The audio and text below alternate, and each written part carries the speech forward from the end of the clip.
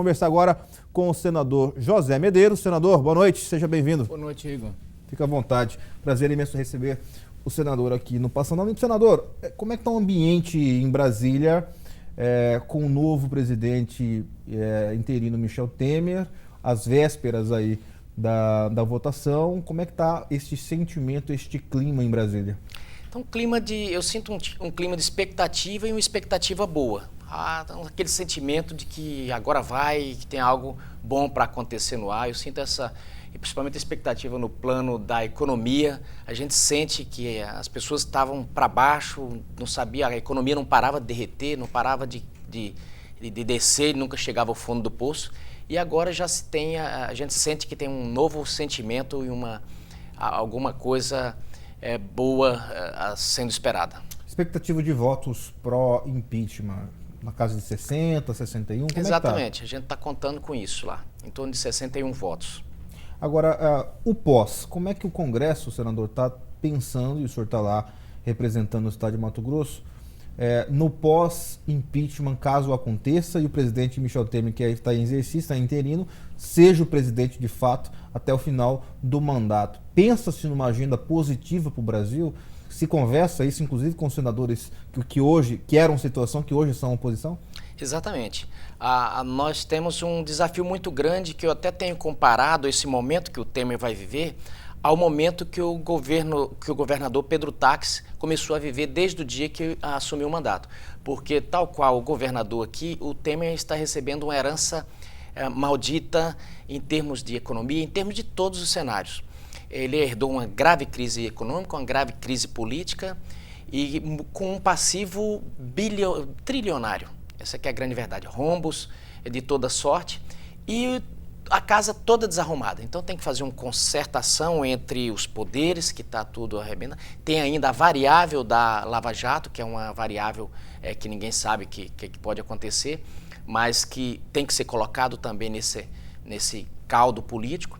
Então ele tem um desafio muito grande. E óbvio que nós que agora estamos na base, eu tenho a honra de ser vice-líder do governo, isso é importante para o nosso estado, nós estamos com esse desafio de poder traçar, dar estabilidade e tentar fazer essa agenda positiva, aprovando medidas, alguns remédios até amargos, mas que são necessários. Se fala muito em Brasília com relação a que alguns políticos, alguns parlamentares estariam pensando em colocar freios na Operação Lava Jato. Como é que isso está sendo tratado hoje dentro do Congresso?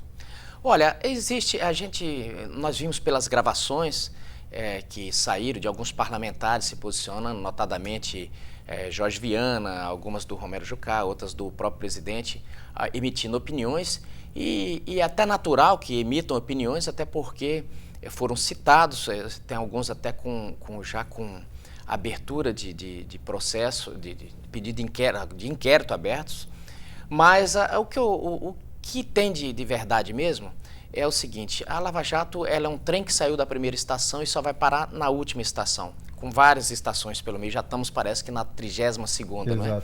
Eu trabalhei durante 21 anos na segurança pública, sei o quanto isso, eu não me preocupo nem um pouquinho, porque não tem a mínima chance de um governo, do Poder Executivo interferir no Judiciário ou ali na polícia. E eu digo por que não tem, Igor. Hoje o governo, ele com os protocolos e com tudo que tem, ele não consegue tirar uma multa de trânsito. Isso sem deixar rastro. E ninguém vai se arriscar isso. Não tem como, não é como antigamente que um senador, um governador, um presidente chegava para um juiz e falava: olha, muda essa decisão aí. Ninguém tem essa moral de chegar no Moro e fazer isso. Então a Lava Jato está preservada. Tem intentos, vamos fazer essa lei ou aqui, acolá. A sociedade não aceita. Mesmo dentro do Congresso não passa nada hoje que venha aviltar os trabalhos, que venha obstacularizar o trabalho da Justiça. Então, óbvio que tem a preocupação, as pessoas falam: olha, está acontecendo alguma coisa. Pode até ter vontade, mas não vai acontecer. A Lava Jato está aí e o New York Times até disse que o Brasil já ganhou a medalha de ouro da corrupção. Eu falei, eles esqueceram de dizer que nós temos que ganhar a medalha de ouro também da depuração, porque dentre os BRICS aí que nós temos, o Brasil está entre um dos países que mais tem corrupção? Tem, mas é o único que tem uma Lava Jato e é o único que está julgando uma presidente e tirando ela por crime de responsabilidade. Sem dúvida nenhuma. Agora, com esse clima todo lá, dá para conduzir as atividades, daquilo que o senhor planejou para o seu mandato? Como é que o senhor está desenvolvendo o papel de parlamentar, os seus projetos? Qual o senhor destaca de relevância? Olha, hoje mesmo está entrando em vigor um projeto do qual me orgulho muito, porque nesse tempo todo que trabalhei nas rodovias, eu assisti muitas vidas se perderem por colisão frontal. Aliás, o acidente mais letal que tem é a colisão frontal. E a colisão frontal geralmente se dá, por incrível que pareça, por falta de visibilidade. E a minha preocupação era sempre poder... Eu cheguei a mandar sugestões ao Congresso Nacional para que pudesse implantar no Brasil aquela lei do farol aceso durante o dia, né? Eu cheguei no Senado, propus isso, a consultoria do Senado me avisou, já tem um projeto na Câmara nesse sentido. Aí fiz, coloquei minha assessoria, ela começou a trabalhar, fez com o projeto andar, chegou no Senado, solicitei a relatoria, aprovamos, foi sancionado e hoje está entrando em vigor a lei. Aparentemente simples, alguns até falam, olha, isso é uma bobeira, mas isso vai salvar muitas vidas, disso eu não tenho dúvida. Então, me orgulho desse, por exemplo. Tenho feito alguns projetos, por exemplo, na área da nossa economia principal, que é a questão das dívidas dos pequenos. Nós temos muitos pequenos agricultores endividados, tenho trabalhado muito pela regularização fundiária e também a desoneração da cadeia do algodão, isso é importante. Também uma parte na questão do trabalhador rural, porque, Igor, às vezes as pessoas ficam, olha, está querendo flexibilizar a CLT e está querendo acabar com os direitos dos trabalhadores. Não é. Eu fiz um projeto ali para que possa ter uma certa tolerância em termos do trabalho rural, poder trabalhar mais, porque na zona rural, e eu trabalhei na roça, eu sei disso, na época da colheita, às vezes você precisa, tá vindo a chuva e você precisa colher, senão você perde. E aí você precisa, às vezes, trabalhar a noite inteira.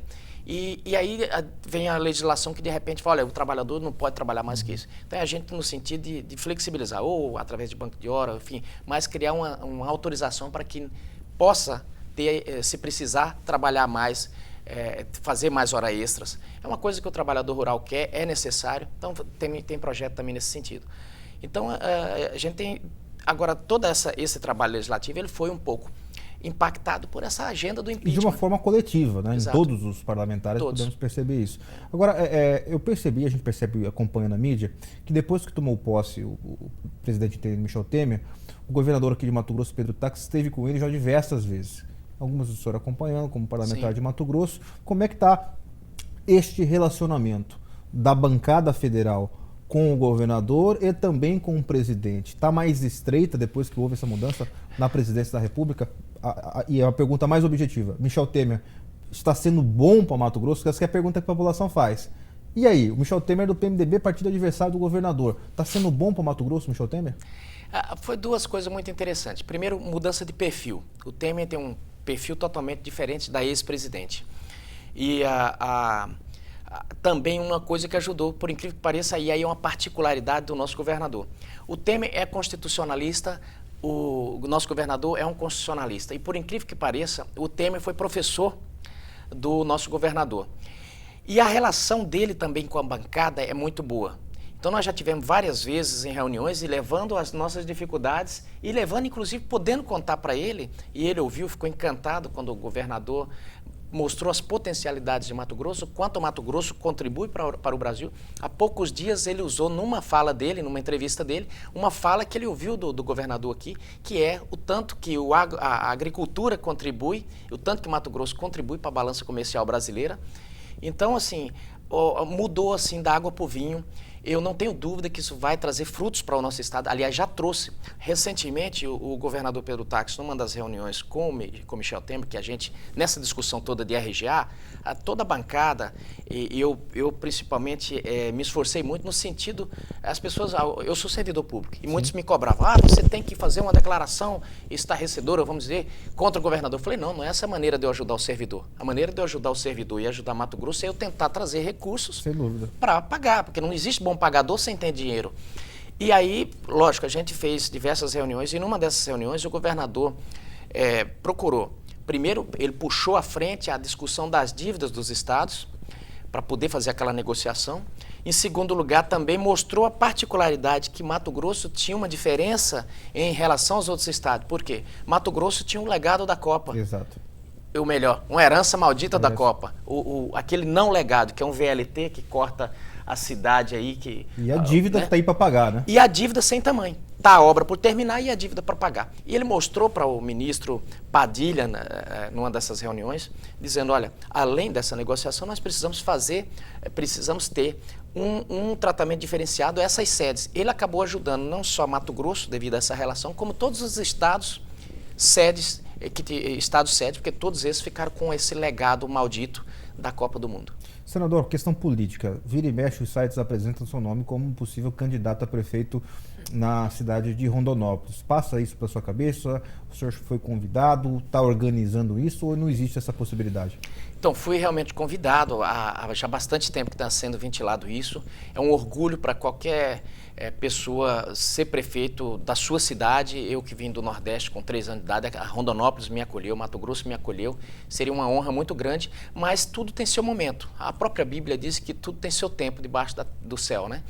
E nesse momento, eu creio não ser o momento. Nós temos um pré-candidato já do partido, que é uma candidatura competitiva à Prefeitura de Rondonópolis, e nesse momento não sou candidato. Tá certo. Senador, obrigado pela sua participação aqui no Passando Limpo e sucesso no seu mandato lá em Brasília. Eu que agradeço, Igor, pela participação, porque a gente fica ali em Brasília e não tem oportunidade, às vezes, de contar o que está fazendo, e às vezes as pessoas estão aqui, o que esse sujeito está fazendo? Porque Brasília é tão longe, fica distante, e você dando essa oportunidade, a gente pode aqui trazer. Muito obrigado. Tá certo. Nós que agradecemos. Obrigado, senador. Nós vamos rapidamente ao intervalo comercial. Voltaremos em instantes.